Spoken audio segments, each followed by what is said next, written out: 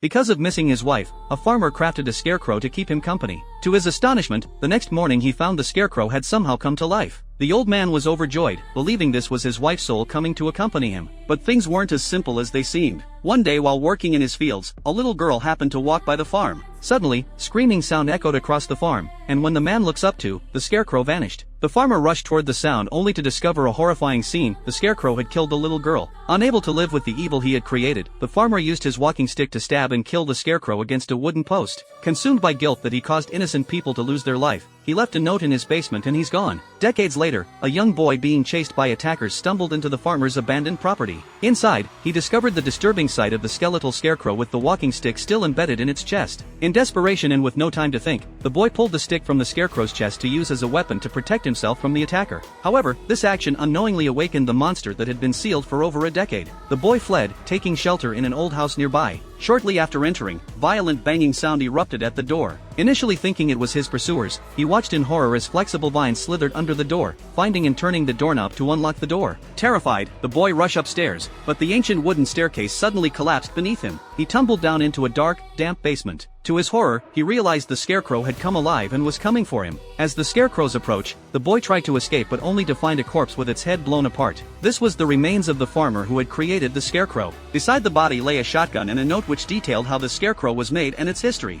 Learning the truth, the boy didn't want to linger, but the scarecrow had already found him. Gathering his courage, the boy confronts with the creature. The scarecrow extended its vines, attempting to devour the boy, but he managed to dodge and escape the basement. Just as he thought he was free, the scarecrow's tendrils wrapped around him. As the creature closed in, the boy thinks he was doomed. In his moment of desperation, he spotted the discarded walking stick nearby. He frantically grabbed it and held it out in front of him. Incredibly, the scarecrow retreated several steps and crouched down submissively. The boy realized that the creature was terrified of that walking stick.